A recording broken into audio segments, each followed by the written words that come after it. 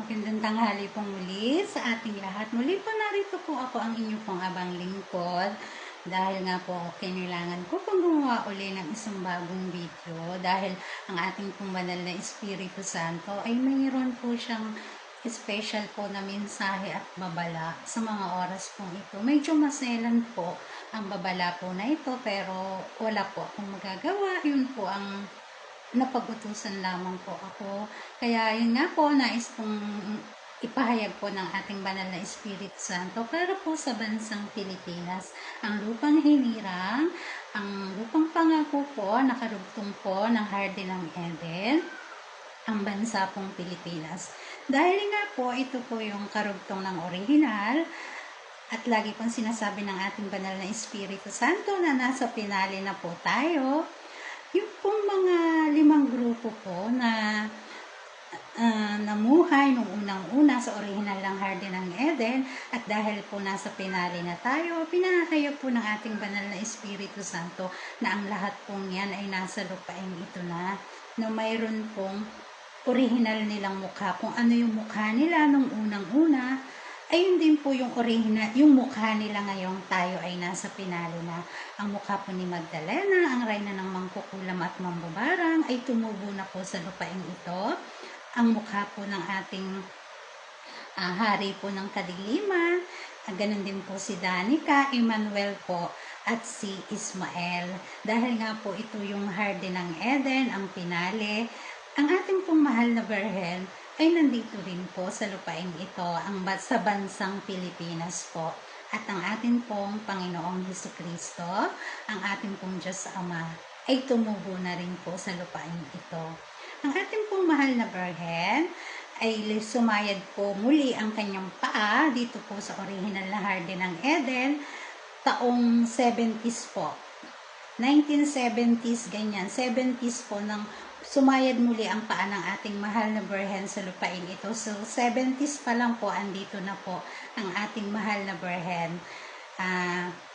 At ang ating naman pong Panginoong Hesukristo, nung muli po siyang isinilang sa ikalawang pagkakataon, ang una nga po dun sa original sa Hardin ng Eden, at ito nga pong sa pinali na, sa karugtong po ng Hardin ng Eden, 80s po, sa mga taon po na yan. Then, nagsunod-sunod na po yan, si Ismael, si Emmanuel, at ang reyna po ng mangkukulam, si Magdalena, at ganun din po si Danica. At ang pinakamatanda po sa lahat na nauna pong nag-abang dito sa Hardin po ng Eden, sa bansang Pilipinas, ay di ang hari po ng kadiliman, si Satanas po.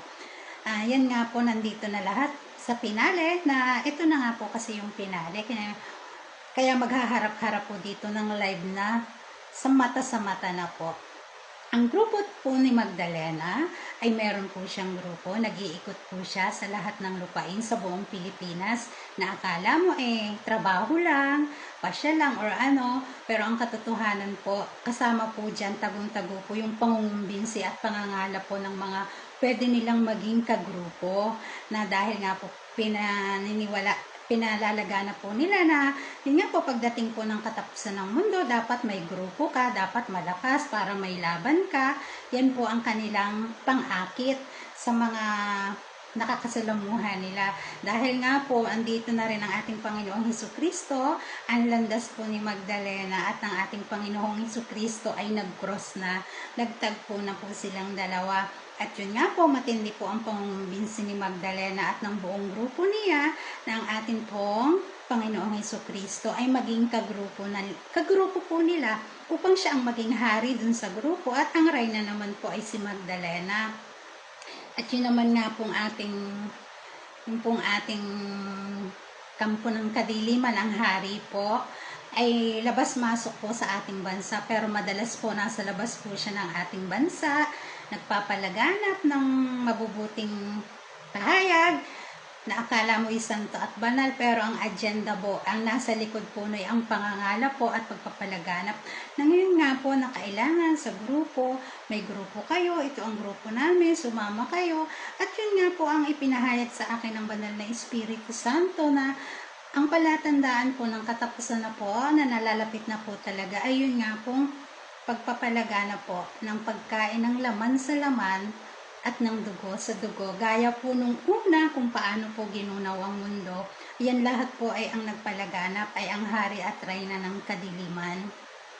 So darating po tayo, doon yun po ang sabi ng banal na Espiritu Santo, na ang buong lupain po, ayan po ang palalaganapin nila, ang pagkain ng laman sa laman at dugo sa dugo pag-inom upang nga po magtaglayin po nila yung isang kapangyarihan daw po na malakas, walang kapaguran, walang kamatayan. Yan po ang kanilang pinangungumbinsi. Nung ipinahayag po ito sa akin ng banal na Espiritu Santo, ang sabi po niya sa akin, Risa, kung dumating ba yung sandali na buong sanlibutan ay kumakain ng laman sa laman at umiinom ng dugo sa dugo, maliban sa'yo, ano ba ang magiging damdamin mo sa kanila? Nung una po, syempre, na-shock ako, pero ang sabi ko po sa kanila, kung ganun po ang mangyayari sa mundo, basta hindi naman po nila ako tinutugis, hindi naman nila ako kinakain, wala pong magbabago sa pagtingin ko po sa kanila. Parang yun po, yung hindi po lahat ng tao na nasa kulungan ay mamamatay tao, at hindi rin po lahat masasamang tao sila. Kung dumating po na ang mundo ay ganon, naniniwala po ako na kahit ganon po ang mundo, kahit isa, meron po diyang hindi po likas. Maaaring sila'y biktima lang ng sistema. Hindi sila makapalag, wala silang choice. So, yun po, mukha pong ng mga matansya po ng ating banal na Espiritu Santo na kakayanin ko naman yung mensahe. Kaya po, pinagawa po ako niya ng isang video. Magpakatibay po at magpakatatag po tayong lahat. Dahil ramdam na nga po ng kampon po ng kadiliman na nalalapit na po ang paghukom, ang ating pong mahal na Birhen, ang ating pong Diyos na kataas-taasan, ang ating pong Panginoong Hesukristo, at ang banal na Espiritu Santo ay nandito na po sa ibaba, sa pinale, kung saan tarugtong ng Hardin ng Eden. Kaya po sila'y doble kayod po sa pangumbinsi sa pagpapalagana po ng kasamaan sa lupain ito. Hindi po magtatagal, ang mahal na Birhen po ay lalabas at maglalakbay.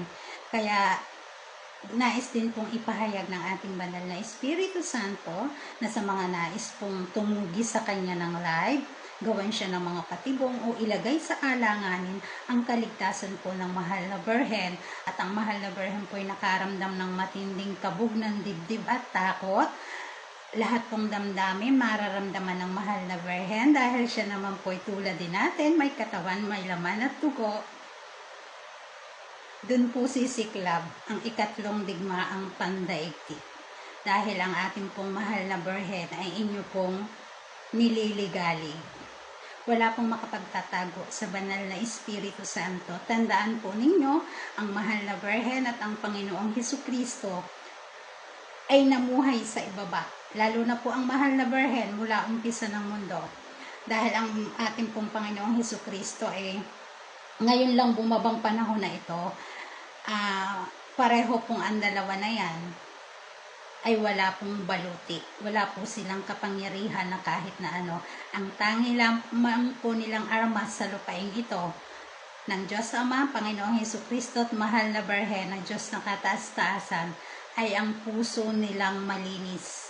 Wala pong iba dahil ang banal na Espiritu Santo po'y nakamasid lang sa lahat po ng ginagawa ninyo sa katawan niya at sa Panginoong Hesukristo po.